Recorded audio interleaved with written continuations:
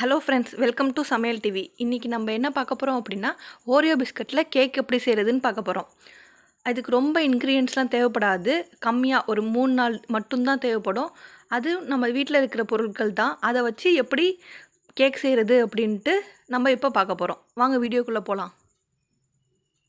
Oreo biscuit ஒரு 4 packet நாங்கள் எடுத்திருக்கோம். அடுத்து பால் ஒரு அரை கப்பு, பேக்கிங் சோடா கொஞ்சம், டைரி மில்க்கு அந்த சாக்லேட் சிரப்புக்காக டைரி மில்க்கு ஒரு 4 சாக்லேட் எடுத்திருக்கோம். அதுக்கப்புறமா மேலே இன்னும் கொஞ்சம் பார்க்க அட்ராக்டிவாக இருக்கணுங்கிறதுக்காக செரியும் முந்திரியையும் கொஞ்சம் அரைச்சி வச்சுருக்கோம். இப்போ அடுத்து மிக்ஸி ஜாரில் பிஸ்கட்டை பீஸாக கட் பண்ணி போட்டு பவுடர் ஆக்க போகிறோம். இதுக்கு பதிலாக நீங்கள் போர்பன் பிஸ்கட் கூட போட்டுக்கலாம், அது உங்கள் இஷ்டம். இப்போ நல்லா ஓரியோ பிஸ்கட் பவுடர் ஆக்கியாச்சு. உங்கள்கிட்ட சாக்கோ பவுடர் இருந்துன்னா அது கூட நீங்கள் யூஸ் பண்ணிக்கலாம். இப்போ அதோட பால் அரை கப் எடுத்து வச்சிருந்த பால், பேக்கிங் சோடா எதுக்குன்னா கொஞ்சம் உப்பி வரணுங்கிறதுக்காக பேக்கிங் சோடா.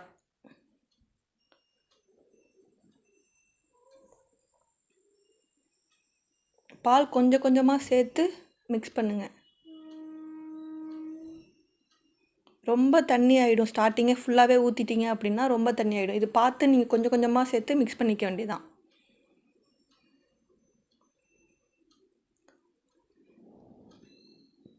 இது மாதிரி கொஞ்சம் லிக்விட் கன்சிஸ்டன்சிக்கு வந்தோடனே பால் போதும். இப்போ அடுத்து கேக் எப்படி செய்கிறதுன்னு பார்ப்போம். இப்போ இந்த பேனில் தான் கேக்கு அந்த இதை ஊற்ற போகிறோம். அதில் எண்ணெய் அப்படி இல்லைன்னா பட்டரு, கீ எது வேணால் யூஸ் பண்ணி இது மாதிரி அப்ளை பண்ணிக்கிறோம். இது எதுக்கு அப்படின்னா அடி பிடிக்காமல் இருக்கணுங்கிறதுக்காக கேக்கு. அதோட மைதா பவுடரை மேலே கொஞ்சம் டேப் பண்ணி போட்டுக்கிறோம்.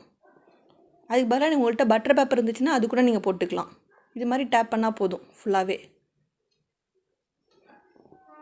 இப்போ ஒரு பேனில் எதில் செய்ய போகிறீங்களோ அந்த பேனில் கொஞ்சம் கல் உப்பு போட்டுக்கிறீங்க, தூள் உப்பு கூட போட்டுக்கலாம்.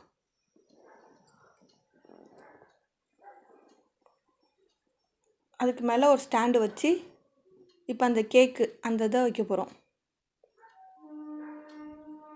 இது ரெடி ஆகிறதுக்கு ஒரு 40 மினிட்ஸ் ஆகும். மீடியம் ஃப்ளேம்லேயே வைங்க.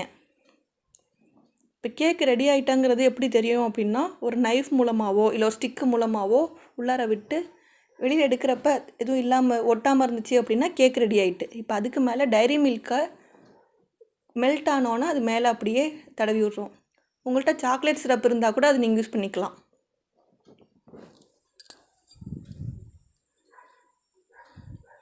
இப்படியே பீஸ் கட் பண்ணி கூட நீங்கள் சாப்பிட்லாம்.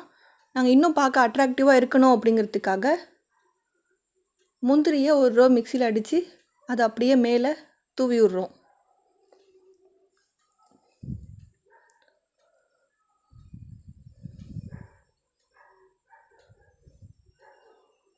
அதுக்கும் மேலே சுற்றி செரியை வைக்கிறோம்.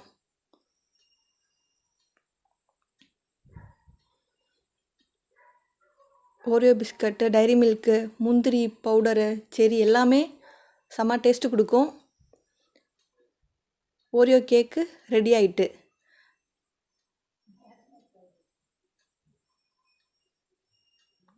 நீங்களும் உங்கள் வீட்டில் செஞ்சு பார்த்து எப்படி இருந்துச்சு அப்படின்ட்டு கமெண்ட் செக்ஷனில் கமெண்ட் பண்ணுங்கள். டேஸ்ட்டும் செமையாக இருக்குது.